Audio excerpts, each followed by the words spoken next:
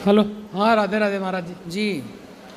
महाराज जी, हमारा प्रश्न कुछ ऐसा है कि हमारे भांजे देखो हैं और एक लड़की के साथ में काफ़ी दिन से रह रहे हैं। भांजा। भांजा। और अब कहते हैं शादी नहीं करेंगे उससे। उस लड़की के साथ रहे, अब शादी नहीं करना। हाँ, अब क्यों? शादी आप ही पूछ लीजिए सर। बात कराओ भांजे से। राधे राधे महाराज। राधे राधे। महाराज जी, हमने एक वीडियो देखी थी अंतरजातीय विवाह की। हाँ बैठो जी। तब से डर लगने लगा है महाराज। तो आप जिस लड़की से, आप उस लड़की के साथ कब से हैं? 2-3 साल हो गया। तो 2-3 साल में आपने उससे शादी ब्याह करने का बोला था पहले? नहीं, थोड़ा वादा किया था पहले। थोड़ा वादा किया? पहले वादा किया था तो वो मना कर रही थी। उसके बाद जब अब वो कह रही है तो हमने अंतरजातीय वाली वीडियो देख ली। तब से महाराज जी हम डर गए। ठीक है, अंतरजातीय विवाह नहीं करना चाहिए, बात सही है जी महाराज जी की उसमें बताते हैं कि पितर और आपके माँ बाप नरक लोग चले जाएंगे। बिल्कुल सही है। जो संतान होगी वो वर्ण शंकरी हो जाएगी। जी महाराज जी। तो आप क्या चाहते हैं कि विवाह ना करें? महाराज जी, हम अपने जो है पितरों को और माँ बाप को नरक नहीं भेज। और ये क्या चाहते हैं आपके मामा? नहीं महाराज जी, हम चाहते नहीं महाराज जी, लेकिन जिस लड़की के साथ तुम पूरी तरीके से पति पत्नी के रूप में रहे। थोड़ा क्यों? माइक पास में लो। पति पत्नी को रूप में आप रहे हो 2-3 साल, अब वो लड़की कहाँ जाएगी? बात सही है। वो लड़की कहाँ जाएगी? वो हमारी कोई नहीं है, वो बहुत दूर की लड़की, हमारे यहाँ से 300 किलोमीटर दूर की है। ठीक है। लेकिन वो लड़की कहाँ जाएगी जो हमारी पुत्री के समान है? और आज तुम उसको, वो क्या करेगी अब? भाई ये बताओ, उस लड़की को शादी के पहले किसी आदमी के साथ पत्नी की तरह क्यों रहना है? पहले तो ये सवाल, वो रही क्यों? ये आदमी, ये पुरुष किसी महिला के साथ शादी के पहले क्यों रहे पति पत्नी की तरह? इन्होंने वादा किया था कि हम शादी करेंगे। इन्होंने वादा किया था। हाँ, बात कराओ। तो तुम भी बताओ ना अपनी बात। महाराज जी, वादा हमने नहीं किया था। हमने पहले कहा था शादी के लिए, उसके बाद इन्होंने मना कर दिया था। ठीक अब है। अब ये कह रही हैं। कौन है वो लड़की? लड़की भी आई है? बात कराओ। राधे राधे गुरुजी। क्या नाम है आपका? सपना। सपना। तो शादी किससे करनी है? जी, मेरी इनसे बात हुई थी तो इन्होंने कहा था कि मैं आपसे शादी करूंगा, मैं आपको कभी नहीं छोड़ूंगा। और जब से 1-2 महीने हो गए, उन्होंने वो वीडियो वाली क्लिप देखी है, तब से उन्होंने मना कर दिया कि मैं नहीं करूंगा। ठीक है, तो आपको पहले, शादी के पहले आदमी के साथ क्यों रहना है ये बताओ। शादी तो हुई नहीं आपकी, और किसी भी पुरुष के साथ आप पत्नी की तरह रहने लग गई, इसमें आपकी गलती है या नहीं? बोलो बोलो। सारी लड़कियों को आपकी तरह ही करना चाहिए क्या? इन्होंने वादा किया था। अरे वादा तो आदमी खूब करता है, तो वादा करके निभाया किसने? है ना?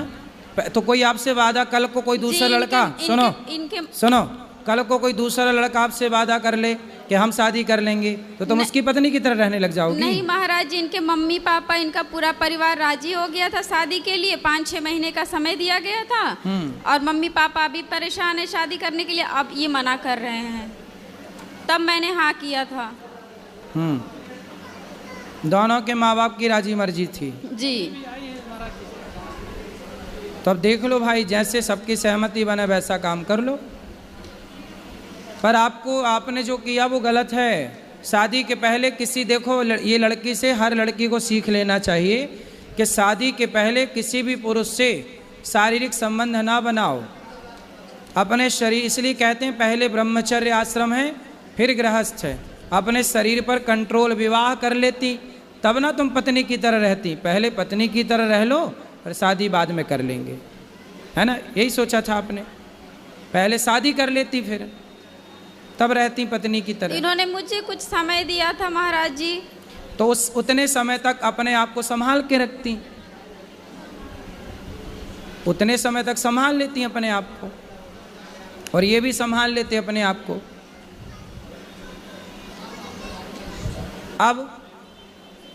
अब क्या समाधान है बताओ। महाराज जी हम अपने माँ बाप को नरक नहीं भेज सकते, ना अपने पितरों को। तो फिर आपने इस लड़की की जिंदगी खराब क्यों कर दी? नहीं महाराज जी हमने खराब नहीं की है? हमने कोई खराब नहीं की। तो आप इसके साथ रिलेशन में नहीं रहे कि रहे? रहे भी नहीं रहे भी दोनों बातें हैं महाराज जी। तो आपने तो अब अपने माँ बाप की चिंता है तो आपको उस लड़की के बारे में पहले विचार करना था कि आप किसी लड़की की ज़िंदगी खराब ना करो। जी महाराज जी गलती तो है हमारी। तो गलती है तो अब उसे ठीक किया जाए गलती को, ठीक है? जी। किसी भी लड़की के साथ, लड़की कोई मजाक थोड़ी है कि आप उसके साथ मजाक कर रहे हैं उसके शारीरिक संबंध बना के। जी महाराज। आप अब उस लड़की को यूं ना परेशान करो। जी। उसका जीवन कहाँ महाराज जी- जाएगा? अब कौन ब्याह करेगा उससे? महाराज जी अब आप ये आदेश करिए कि इनको शादी करना है कि नहीं करना है। बस आपके आदेश का इंतजार है।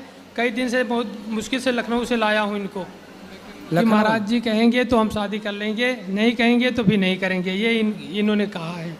आपकी जाति क्या है? गरड़िया पाल। गडरिया। और इनकी जाति क्या है?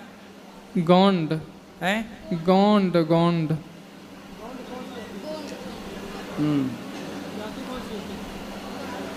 क्या जाति? इनकी इनसे बात कराओ। क्या जाति है आपकी? मेरी जाति गोंड है महाराज जी। गौंड जाति। जी। देखो आप अब ये जनता जनार्दन निर्णय करेगी। बताओ क्या करना चाहिए इस लड़के को और इस लड़की को? हैं? हैं? अब देखो सारी जनता और समाज का कहना है कि यदि आप इसके साथ शारीरिक संबंध ना बनाए होते तब तो शादी आप ना करते, पर जब आपने उसको पत्नी की तरह बना लिया तो सवाल खड़ा ये होगा कि आप विवाह नहीं करोगे तो अब उस लड़की से विवाह कौन करेगा? इसलिए आपको विवाह करना ही चाहिए, यही धर्म है। आपको अब इसके साथ विवाह करना चाहिए, यही धर्म है अब आपके लिए, ठीक है? और भगवान के आगे प्रार्थना करो कि प्रभु हमारी जो संतान होगी उससे आप स्वीकार करिए जलदान जो भी है। अब आपको देखो इस लड़के के साथ ना इसको धोखा नहीं देना चाहिए। हर लड़के के लिए ये सबक है कि शादी ब्याह करने के पहले ना कोई लड़की किसी पुरुष से कोई संबंध बनाए, ना पुरुष किसी लड़की से संबंध बनाए। शादी ब्याह पहले कर लो, फिर पति पत्नी की तरह रहो रिश्ते में। शादी के पहले रिश्ते में रहने की ज़रूरत नहीं है, वरना ठीक नहीं होता ना बेटा। लेकिन अब आपको इससे विवाह कर लेना, यही धर्म है। बताओ माइक लो, क्या करोगे? जैसा आपका आदेश हो महाराज जी। बस हमारे माँ बाप और पितर नरक न जाएं, बस ये कृपा कर दीजिए। आप उनके नाम से भागवत जी का पाठ कराना, उनको भागवत जी सुनवाना, वो कभी नरक नहीं जाएंगे। भागवत सुनने वाला सदगति को प्राप्त करता, निश्चिंत रहिए। राधे राधे। ठीक है, तो करोगे ना शादी? जी महाराज। अब इसे धोखा तो नहीं दोगे? नहीं। और इसे छोड़ोगे तो नहीं? नहीं। अब इसका सदा साथ निभाना। जी महाराज। ठीक है? जी महाराज। पक्का वादा? पक्का वादा। बिल्कुल। खुश रहो। राधे राधे महाराज। राधा कृष्ण दासी रूबी गुरुदेव के श्री चरणों में कोटि कोटि प्रणाम करती है। जी गुरुदेव, मेरा पूरा परिवार 10 सालों से आपकी कथा सुनता है, लेकिन कन्हैया ने 2025 में मुझे बुलाया और मेरे परिवार को भी। मैं धन्य हो गई आपके इस गौरी गोपाल आश्रम में आके। और आज कन्हैया ने मेरे मैया को, मेरे बाबा को, सबको बुलाया। और जैसे मैंने आपकी इस भूमि पर चरण रखा, वैसे एक व्यक्ति आए जो बहुत अच्छे, मतलब पैसे वाले थे, लेकिन आपके गौरी गोपाल आश्रम जो सामने है उसमें उनको अलाउ नहीं था जाना, क्योंकि उसमें सिर्फ महिलाएं जाती हैं। और उनकी मैया खो गई हैं और उन्होंने मुझसे मतलब रोते हुए कहा कि दीदी मेरी सहायता करो मेरी मैया को खोजवाने में। गुरुजी से कहना कि ये पोस्टर अपने यहाँ मतलब माइक में कह के बोल दें। मिल जाएंगी तो जरूर सूचना दे दिया जाएगा। और बोली गौरी गोपाल आश्रम में कर लो, जूम कर लो भैया, दिखा दो मैया गुम हो गई हैं तो। चलो ठीक है। और गुरुजी जाएंगी तो बताएंगे। मेरा प्रश्न है जी कि गुरुदेव, क्या हर कन्या को विवाह करना आवश्यक है? आपका मन नहीं है? जी नहीं। क्यों? गुरुदेव, मेरे माता पिता कहना है कि मैं समाज को देख के मुझे विवाह करना जरूरी है। मतलब उन्हें लगता है कि समाज को देखते हुए तुम्हारा विवाह करना जरूरी, नहीं तो समाज जीने नहीं देगा। लेकिन मेरा उद्देश्य है कि मैं विवाह ना करूं, मैं आपके जैसे सेवा करूं। तो अभी मैं एक शिक्षक हूं, प्राइवेट इंग्लिश मीडियम स्कूल में पढ़ाती हूं और मैंने बीएड क्वालिफाइड किया है। अभी मेरी प्रिपेयरिंग चल रही है और मैं 30 से 40 बच्चों को कोचिंग भी पढ़ाती हूँ। लेकिन आपके आश्रम में आने के पश्चात मुझे ऐसा प्रतीत हुआ कि अब मुझे कोचिंग फ्री कर देना चाहिए, क्योंकि मेरे पास जो ज्ञान है और मैं उसी से सेवा पहले स्टार्ट करूँ। सही है। तो कोचिंग पढ़ाया करो बच्चों को, थोड़ा निःशुल्क पढ़ाया करो। जी गुरुदेव, तो इसके लिए मुझे अपने कोचिंग में शास्त्र अध्ययन भी रखना है। तो इसके लिए मुझे आपकी बहुत ज़्यादा ज़रूरत है। मुझे ज्ञान देने वाला कोई नहीं है। कौन सा ज्ञान चाहिए बताओ? मुझे अपने बच्चों को कैसे गाइड करूं? जैसे अभी आपने आज की कथा में बताया कि सीबीएसई बोर्ड के बच्चे तो हैं, पढ़ते तो हैं, लेकिन संस्कार नहीं है। तो उनके अंदर संस्कार कैसे डालूं? शास्त्र अध्ययन का ज्ञान कैसे दूं? क्योंकि हमारे गुरु तो आप हैं और हम आपसे 10 सालों के बाद आपकी कथा सुने, 10 साल लगातार, तो जाके आज मिले। कन्हैया ने मुझे बुलाया, तो आज मैं 7 से 8 दिन हो गया मुझे आए। मैंने हर जगह दर्शन किया, लेकिन जो चीज़ मैंने आपके यहाँ आके देखा, माँ की सेवा, भोजन जो आपके यहाँ चलता है, वो सब देख के मुझे ऐसा लगा कि सच में मैं जो अपने मैया से कहती हूँ मुझे करना चाहिए। तो आप मेरी मैया को, मेरे बाबा को समझाइए कि विवाह ही सब कुछ नहीं होता। मैं अपने पैरों पे खड़ा रह के समाज की सेवा कर सकती हूँ। बिल्कुल कर सकते हैं, सही है। तो गुरुदेव, मुझे विवाह करना चाहिए, माँ बाबा की बात माननी चाहिए या कितनी फिर? बहन हो आप? 3 बहन हो और मेरे भ्राता 2 हैं।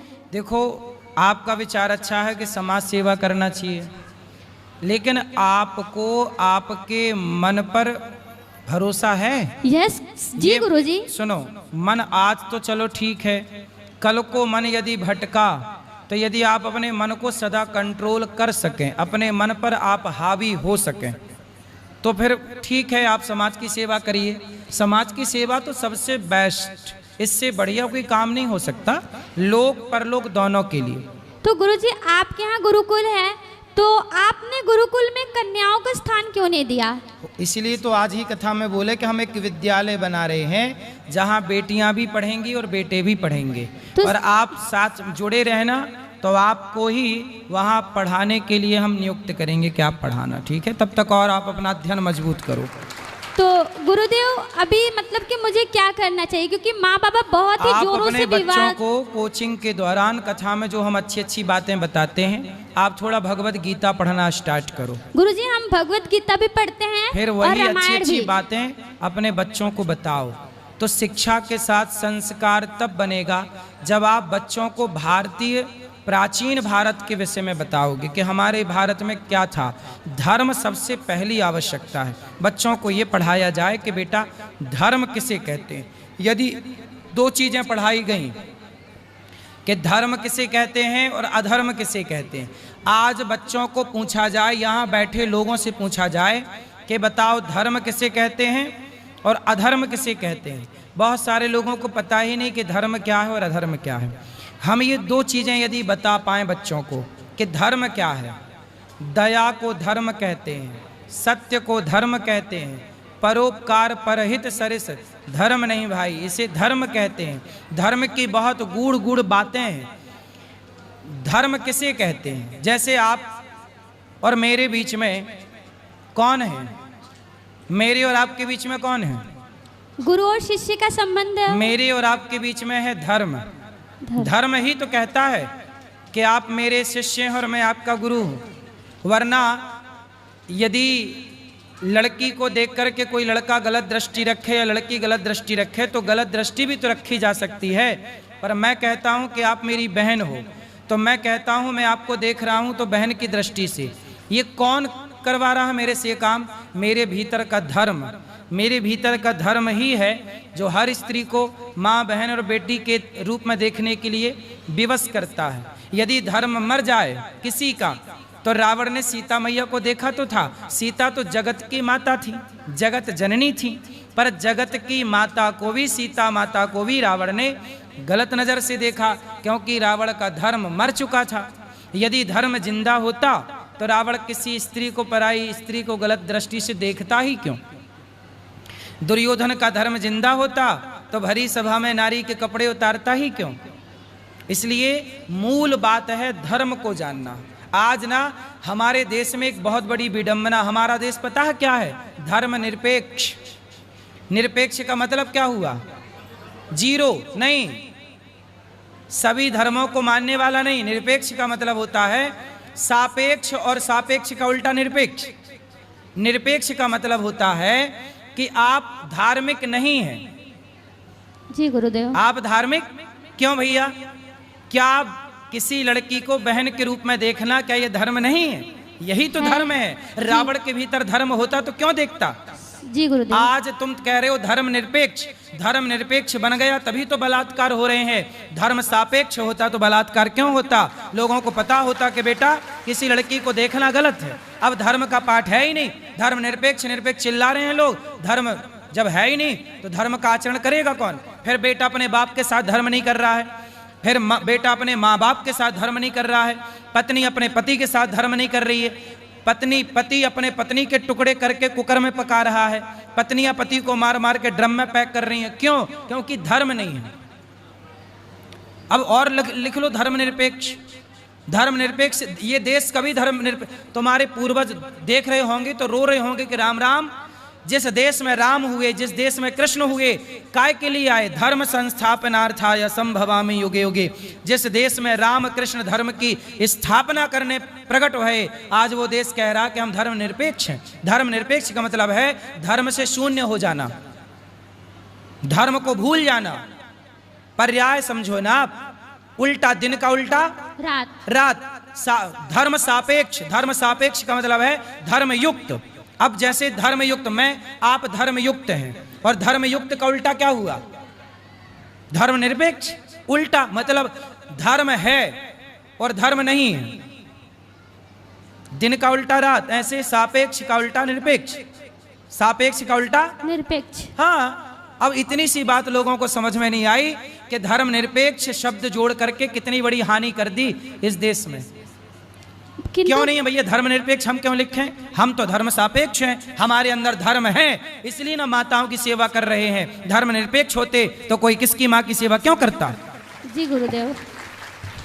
सोचिए, हमारे देश में इतने पढ़े लिखे लोग हैं लेकिन ऐसी मूर्खतापूर्ण बातें कर रहे हैं, निरपेक्ष शब्द का प्रयोग कर रहे हैं, बोले धर्म निरपेक्ष है। अरे जो लोग कहते हैं ना सभी धर्म, नहीं, निरपेक्ष शब्द का गूगल में जाके अर्थ करिए, निरपेक्ष शब्द के आप अर्थ ढूंढिए क्या है। निरपेक्ष का मतलब क्या होता है? मतलब कुछ भी चल रहा है। किंतु गुरुदेव पुस्तकों में बताया जाता है धर्म निरपेक्ष का मतलब कि हमारे यहाँ किसी धर्मों को नहीं देखा जाता, सबको एक समान देखा जाता है। एक समान तो ठीक है, फिर जिस दृष्टि से पत्नी को देखते हो उसी दृष्टि से एक समान माँ को देख लो। जी ये तो कहो न गधों से कि भाई यदि एक समान ही देखना है तो पत्नी माँ में एक समान दृष्टि हो सकती है? जी नहीं। उत्तर दो। जी नहीं। क्या पत्नी और माँ में एक समान दृष्टि हो सकती है? अरे प्रकृति खुद कहती है कि माँ को अलग तरीके से देखो, पत्नी को अलग तरीके से देखो, बहन को। जब प्रकृति तुम्हें नहीं आदेश कर रही है, तुम कौन होते हो भाई? दाहिना हाथ होता है और बाएं हाथ। तुम्हारे मुंह पे हाथ जाए ना तो धुलते नहीं हो, पर यही हाथ शौच के लिए नीचे जाता है, तो फिर एक साथ व्यवहार करो ना। मुंह पे हाथ लगाओ तो नहीं धुलते, तो शौच के लिए जाता तो काहे धुलते हो बाद में? फिर मत धुलो भाई। व्यवहार आप ही करते हो ना दो तरह का, मुंह पे हाथ लगाते हो नहीं धुलते हो, शौच के लिए हाथ डालते हो तो धुलते हो। क्यों? फिर करो एक समान व्यवहार कि नहीं जी यहाँ पे हाथ नहीं धुला तो वहां भी नहीं धुलेंगे।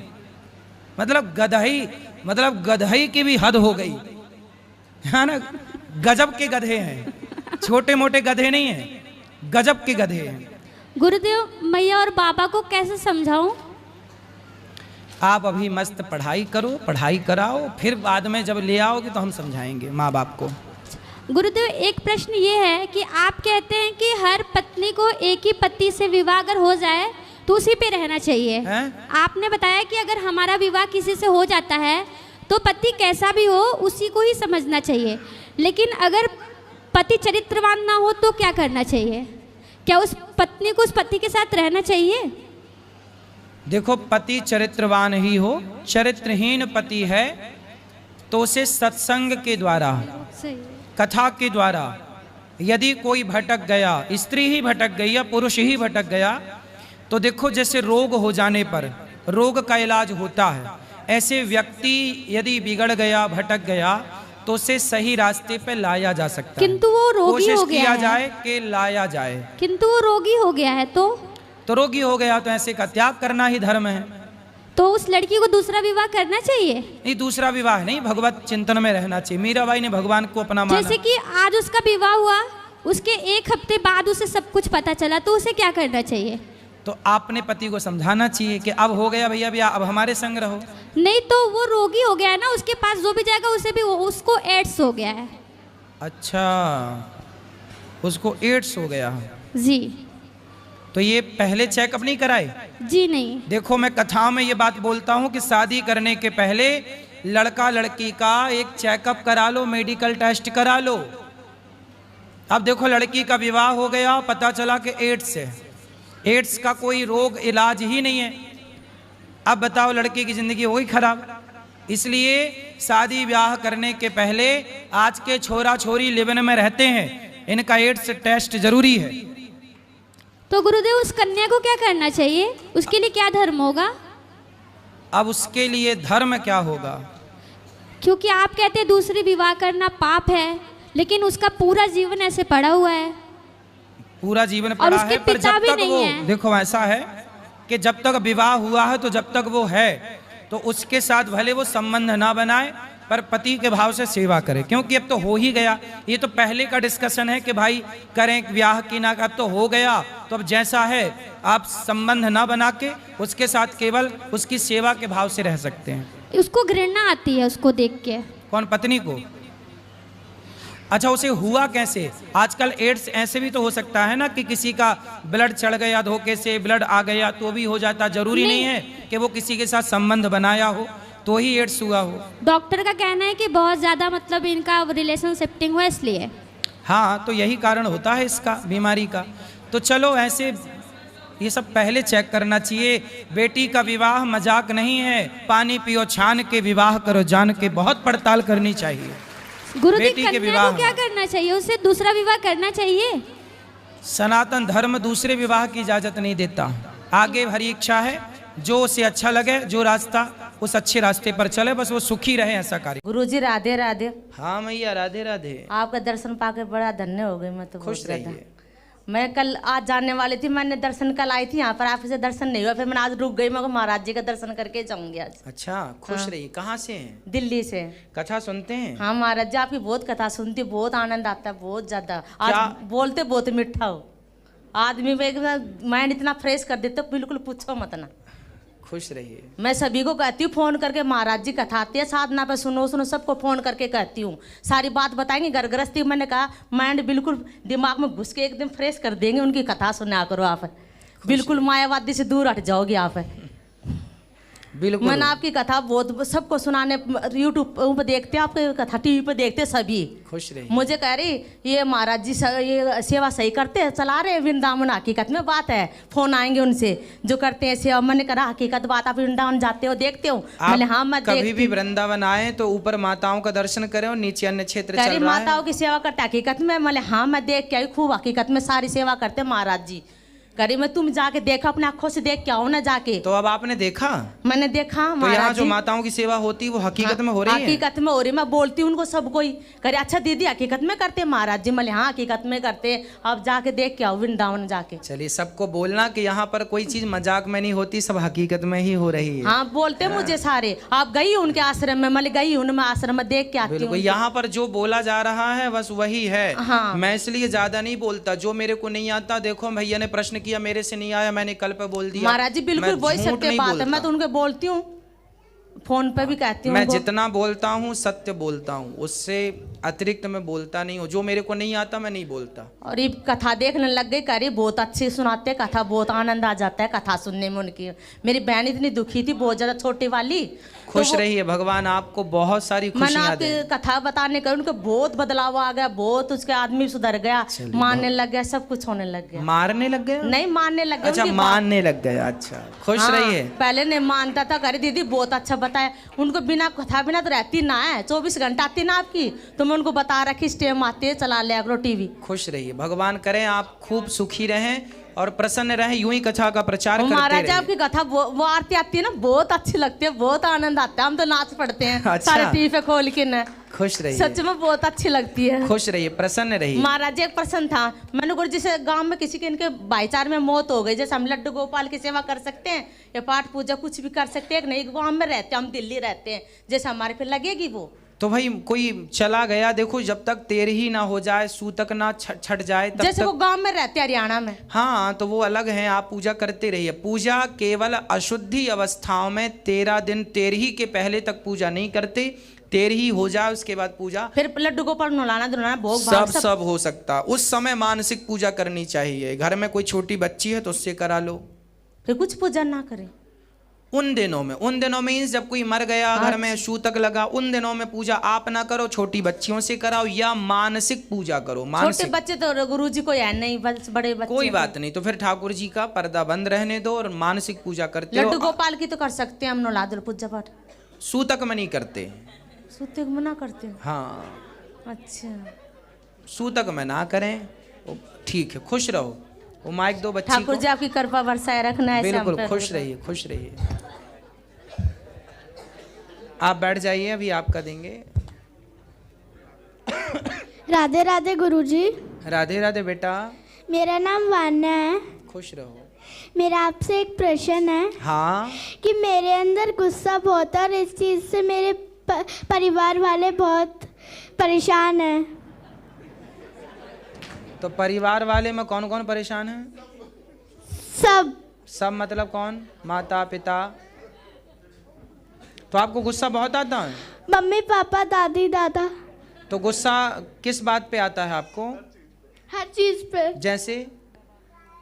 मैं अपने घर वालों की बात नहीं मानती। तो जब आपको पता है कि आप नहीं मानते तो क्यों नहीं मानते? मानना चाहिए ना आपको। क्रोध हमारा सबसे बड़ा दुश्मन है और हम सभी को अपने क्रोध पर कंट्रोल करना चाहिए। क्रोधात् भवति सम्मोहा, सम्मोहात् स्मृति विभ्रमः, स्मृति भ्रंशात् बुद्धिनाशो, बुद्धिनाशात् प्रणश्यति।